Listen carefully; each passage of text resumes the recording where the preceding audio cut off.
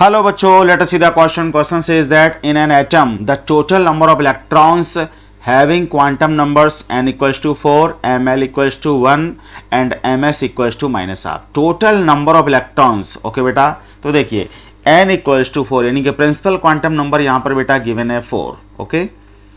n equals to 4 दिया हुआ है, प्रिंसिपल क्वांटम नंबर की वैल्यू 4, इसलिए l की वैल्यूज कितनी होती हैं बेटा?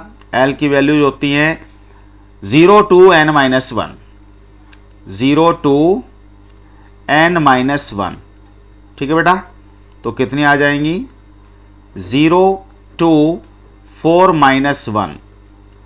l की जो वैल्यूज होंगी बेटा वो 0 to 3. अब 0 to 3 कौन कौन सी वैल्यूज होंगी बेटा? 0, 1, 2 एंड 3. ये चार वैल्यूज होंगी किसकी? एजीमुथल क्वांटम नंबर l की, ओके बेटा. अब ml का मतलब यहां पर बेटा है मैग्नेटिक क्वांटम नंबर, ठीक है ना. तो मैग्नेटिक क्वांटम नंबर की जो वैल्यूज होंगी वो हमें पता है -L2 + L होती हैं, ठीक है ना. हम जानते हैं ml की जो वैल्यूज होती हैं मैग्नेटिक क्वांटम नंबर ml, इसकी वैल्यूज होती हैं बेटा -L2 + L, ठीक है बेटा, -L2 + L. अब सबके लिए बेटा हमें निकालना है.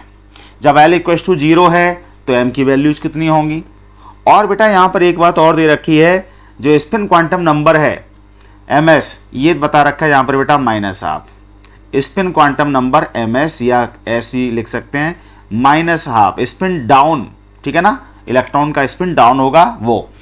तो आइए बेटा हम लोग इसको फाइंड आउट करते हैं कि अगर l की वैल्यू 0 है तो उस केस में m की वैल्यू कितनी होंगी. For l equals to 0, l equals to 0, m l that is magnetic quantum number की वैल्यू बेटा कितनी होगी? देखो l इक्वल्स टू 0 के लिए -0 2 + 0 यानी कि मैग्नेटिक क्वांटम नंबर हो जाएगा बेटा 0, ठीक है ना. अब फॉर l इक्वल्स टू 1 ले लेते हैं, ठीक है ना. l इक्वल्स टू 1 के लिए मैग्नेटिक क्वांटम नंबर ml की वैल्यूज कौन कौन सी होंगी बेटा?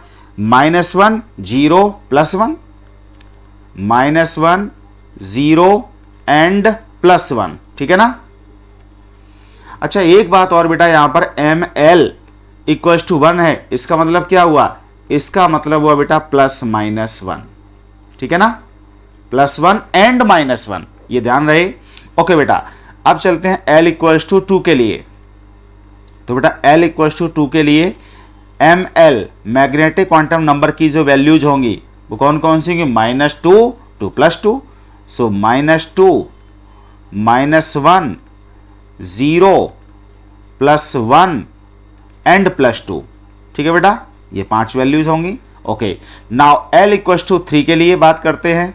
तो जब l की वैल्यू 3 है, एजीमुथल क्वांटम नंबर की वैल्यू 3 है, तो उस केस में मैग्नेटिक क्वांटम नंबर ml की जो वैल्यूज होंगी वो -3 to +3, सो -3 -2 -1 0 +1 +2 एंड +3, ठीक है बेटा, 7 वैल्यूज होंगी.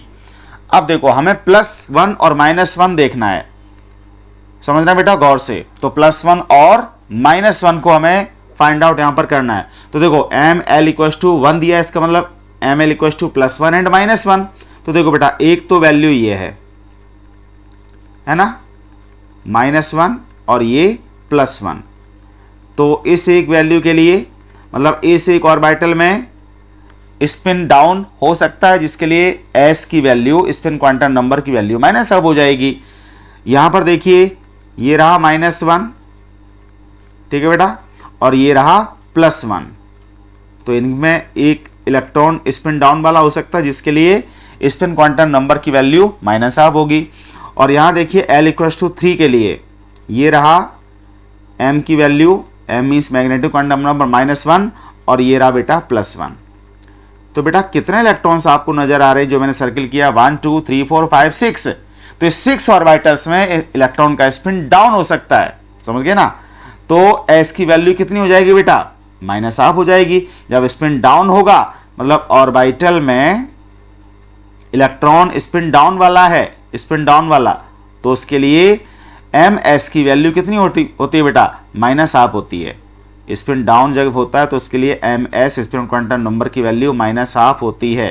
तो ये हमारे पास 6 ऑर्बिटल हो गए, 1 2 3 4 5 एंड 6, जिनके लिए एम एल की वैल्यू कितनी है बेटा, 1 मीन्स +1 एंड और -1, +1 एंड -1, ठीक है बेटा। तो 6 ऑर्बिटल में एक इलेक्ट्रॉन स्पिन डाउन वाला हो सकता है जिसके लिए स्पिन क्वांटम नंबर की वैल्यू होगी -1/2। तो आंसर क्या हुआ बेटा इस क्वेश्चन का, इन्होंने क्वेश्चन में क्या पूछा था, क्वेश्चन में पूछा था in an atom the total number of electrons, total number of electrons बेटा पूछा था। तो कितने हो सकते हैं बेटा, 6, जिनके लिए ये क्वांटम नंबर्स की वैल्यू दे रखी है, ये आंसर होगा बेटा 6। The right answer of this question is 6। I hope this answered your question. Thank you very much.